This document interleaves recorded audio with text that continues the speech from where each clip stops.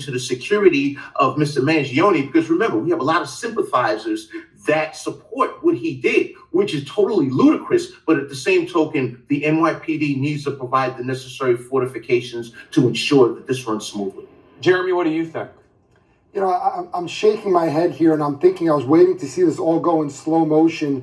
It was almost Hannibal Lecter-esque, not to sound so glib, as they're walking this guy out. The number of people there, you would think it was a presidential detail with the Secret Service. It was too much, but this is really prime, because what's ultimately happening here, and the Fed's sort of power grab, we call it Bigfooting, to try to take this case, to get in the spotlight. This case is not a federal case. This case is not a murder one case for terrorism. This case is not dealt in this way. If this was a domestic violence, assault, and ultimately murder crossing state lines. This is a murder two case that I think is being handled improperly in such a way that I believe it's going to galvanize those supporters in the wrong way, because it's overcharged. It's the wrong message. Let's handle it. And let's not forget, it's about Brian Thompson, not about the Southern District getting that photo op, or for that matter, prosecutors in New York.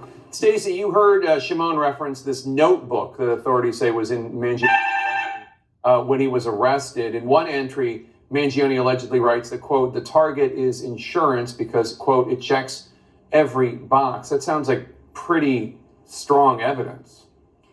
Well, they're going to use that as evidence in the case to try to show that this was an act of terrorism. And the definition of that is an intent to coerce or intimidate the public. But the interesting thing, and I think it's going to come up in the defense of this case, is the alleged perpetrator, Mangione, he's the one charged. He never distributed, or anyone else for that matter, distributed any information to the media.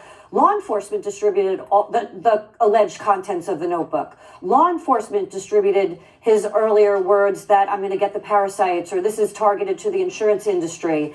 Generally, someone who is going to commit an act of terrorism to make an impact is going to broadcast the message. And that did not happen in this case. The broadcasting of the message came from all these numerous leaks purposefully. They want the public to know for some reason every aspect of the evidence they're collecting in this case. That's also highly unusual. Besides this orchestrated perp walk with the mayor of New York City walking behind the defendant in the case, and the mayor is also indicted. So this was bizarre. Jeremy, you know Mangione's defense attorney, Karen Friedman Agnifilo. We know her here, too, at The Lead. She was a commentator for us earlier. What kind of defense do you think she's going to go for Mangione? Yeah, I think you have to lead with the lead. I think you have to lead with the insanity defense, in part, whether that's ultimately he was unaware or incapable of understanding his actions morally, ethically, legally. That's got to be a piece of it. It's either going to mitigate or it's going to negate that intent. Argument being, you may have committed the act, but you didn't commit the crime because you lacked that intent due to that mental defect. So I think that has to start there, and you build from there. All right, Stacey Schneider, Jeremy Solan, Darren Porcher, thanks to all of you. Around this time,